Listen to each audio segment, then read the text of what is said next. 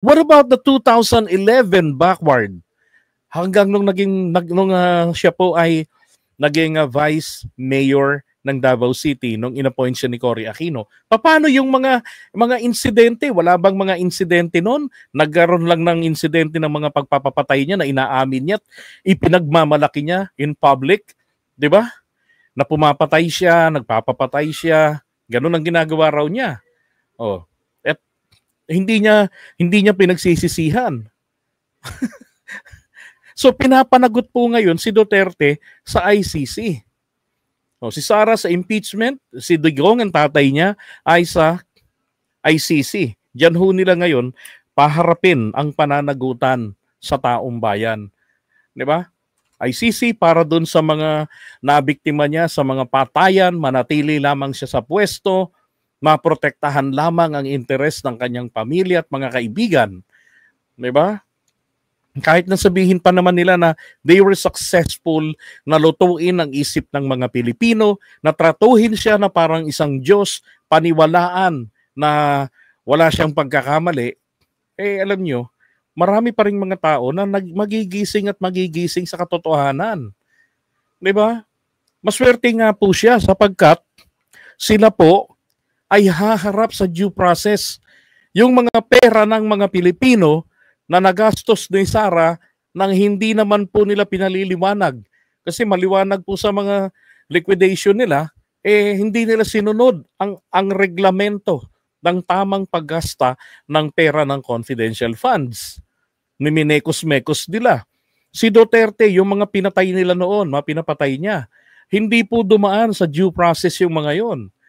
Diba? Maswerte pa nga silang dalawa na pinagbabayad, haharap sila sa due process. And yet, sinasabi pa nila due process, due process. Ayan na nga eh. Diba? Ayan na. Nandyan na si Duterte. And then next, si Sara. Diba? They were doomed. Kung na nga po sila. Ito na nga ba yung pagbagsak ng mga Duterte? Diba? Ay nako. Hindi naman nakapagtataka na yung maraming mga nagwawala dyan, mga nagagalit. Normal po yan para sa mga sympathizers, para sa mga naniniwala sa kanila. Katulad din naman ng mga Marcos loyalist. 'Di ba? Tatay ko nga nung mawala sina Apo Lakay rito, nagkasakit pa yun eh. Sumama pa pakiramdam noon. Marami yung ibang mga kakilala natin pumunta ng Ilocos Norte, naglalakad. 'Di ba? Katulad ni na Elizabeth Oropesa na asawa ng isa sa mga kamag-anak ni Mrs. Ganon, marami mga mga ganyang reaction, and those are normal. Pero at the end of the day, sila po ay sinisingil na po ng pagkakataon. Panahon na para pagbayaran nila. Hindi natutulog ang langit. 'Di ba? Sabihin mang mabagal ang daloy ng hustisya, meron pong due time ang Panginoong inilaan. At eto na nga po 'yun. Okay? Yung pagbabanta niya na Day of Reckoning, yan po ay nagbubumirang po sa kanila. Hindi nyo napansin, lahat ng gawin, sabihin nila, bumabalentong, di ba? Bumabalandra uli sa kanila.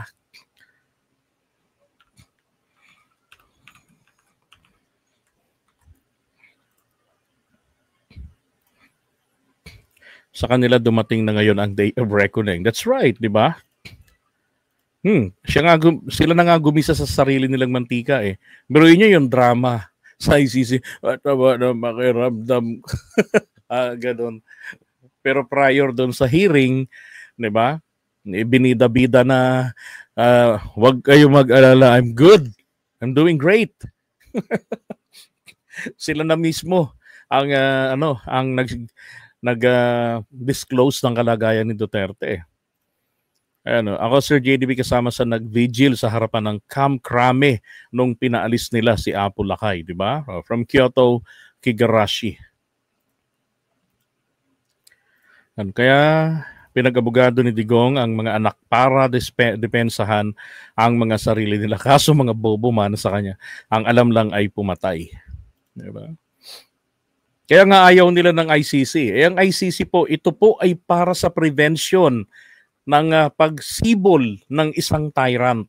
Kasi maaari ang isang simpleng politiko ay napakabait po, napakaamo nito. Pero pag nakatikim ng kapangyarihan, pack shit. 'Di ba? Ayaw na palang bitiwan ang kapangyarihan. Gusto nang mabawi ka agad. And then, dadaanin na po sa dahas, gagamit na ng karahasan. O, mapanatili lang sa pwesto yung sarili nila. So, ito pong ICC, dun sila papanagutin. O, di ba? At yan ay sa pagtutulong-tulong ng Community of Nations. Alright?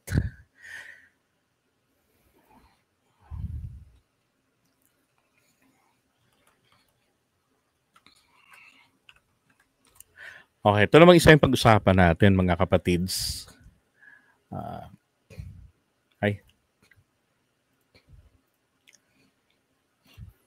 Nag-aksyon si Duterte. Pagsalita, bakit hindi siya nagmura?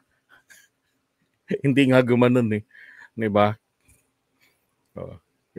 Inaabangan nga ng mga DDS kagabi. Sabi nila, murahin mo yan, tatay, murahin mo yan. Iniisip yata nila gaganon si Duterte.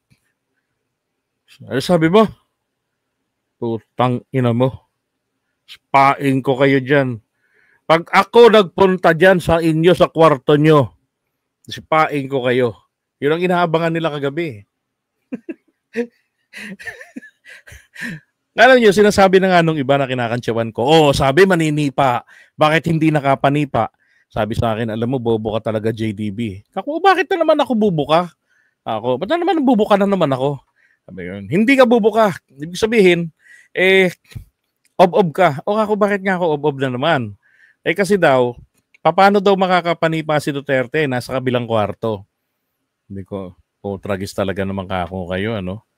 So sa bagay, that makes sense. Nasa kabilang kwarto nga naman. Pero, ang maliwanag at maliwanag naman din po talaga, hindi niya po kaya talagang mag-angas-angas dyan. Walang angas-angas dyan sa ICC. Ay, nako. Ano lang kasi sa kanya puro yabang. Tad lang talaga si Digong ng kayabangan. Pero yan, pagka nung kaharap na nga niya, wala na, hindi na nag-angas-angas. Hinahanap ko yung video na yun, yung sinasabi niya na wala si Marcos, wala siyang kinalaman dito. Yun nasa na kaya yung tech na yan? Dinownload ko yun eh. Oh my God. And then after live, makikita ako, nakakainis. Pero we have to be thankful kay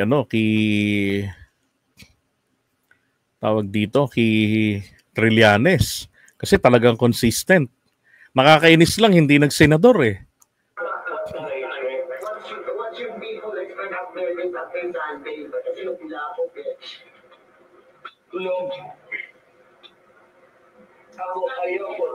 Ayaw ko talaga makipag-away kay Marcos.